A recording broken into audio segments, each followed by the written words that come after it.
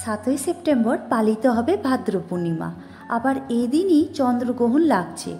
এমন পরিস্থিতিতে বন্ধুরা এই তিথিতে কিভাবে পূর্ণিমা ব্রত পালন করবেন, আবার চন্দ্রগ্রহণের সময় বা কখন, গ্রহণের সূতককাল কখন থেকে শুরু হবে, এর সঙ্গে আবার পূর্ণিমা তিথি কখন শুরু ও কখন শেষ হবে, পূর্ণিমা পুজোর নিয়ম কী, কোন নিয়ম মেনে লক্ষ্মীনারায়ণের পুজো করবেন, এই সমস্ত প্রশ্ন নিশ্চয়ই আমার বন্ধুদের মনের মধ্যে উচাটনের সৃষ্টি করেছে।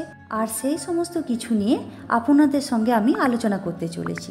তো বন্ধুরা, ভিডিওটি স্কিপ না করে পুরোপুরি দেখার অনুরোধ রইল, কারণ আজকের ভিডিওটি থেকে আপনারা অনেক কিছু তথ্য জানতে চলেছেন।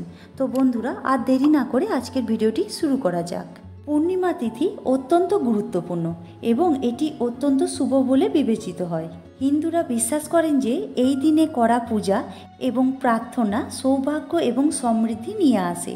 এবার বন্ধুরা, আমরা জেনে নেব 2025 সালে ভাদ্র মাসের পূর্ণিমা তিথি কখন শুরু হচ্ছে এবং কখন শেষ হচ্ছে। ভাদ্র মাসের পূর্ণিমা তিথি শুরু হবে 6ই সেপ্টেম্বর রাত্রি 1টা 7 মিনিট থেকে।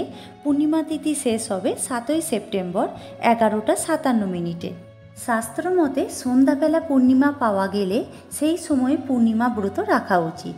এমন পরিস্থিতিতে ভাদ্র মাসের পূর্ণিমা তিথি ব্রত পালন করা হবে 7ই সেপ্টেম্বর। এই দিনই আবার চন্দ্রগ্রহণও থাকবে। 7ই সেপ্টেম্বর রাত 9টা 57 মিনিট থেকে মাঝরাত 1টা 26 মিনিট পর্যন্ত চন্দ্রগ্রহণ থাকবে। তবে গ্রহণ দেখার সবচেয়ে ভালো সময় হলো রাত 11টা থেকে রাত 12টা 22 মিনিট পর্যন্ত। 7ই সেপ্টেম্বর চন্দ্রগ্রহণের সময় টকটকে লাল রঙের চাঁদ দেখা যাবে। দেশের প্রায় বেশিরভাগ জায়গা থেকেই এই গ্রহণ প্রত্যক্ষ করা যাবে। তবে আকাশে মেঘ, ধোঁয়াশা ও দূষণের উপর নির্ভর করবে কতটা স্পষ্টভাবে আপনি গ্রহণ দেখতে পাবেন। যেসব জায়গায় দূষণের ধুলো ধোঁয়া কম, সেই সব জায়গায় চাঁদ বা খোলা জায়গায় দাঁড়িয়ে স্পষ্টভাবে খালি চোখে গ্রহণ দেখা সম্ভব। এবার বন্ধুরা জেনে নেব গ্রহণের সূতককাল। হিন্দু ধর্মে চন্দ্রগ্রহণে বিশেষ গুরুত্ব রয়েছে। গ্রহণের 9 ঘন্টা আগে থেকে সূতককাল শুরু হয়। এই সময় কোনো শুভ কাজ করা যায় না, মন্দিরের দরজা বন্ধ রাখতে হয়।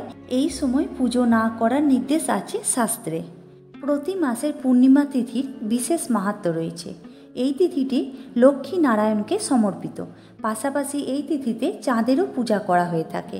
মনে করা হয় পূর্ণিমা ব্রত পালন করলে ব্যক্তি সর্বদা লক্ষ্মী নারায়ণের আশীর্বাদ পান।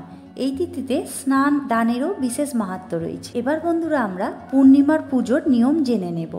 এই দিন সকালে ব্রহ্ম মুহূর্তে উঠে সূর্যকে অর্ঘ্য দিন ও ব্রতর সংকল্প করুন।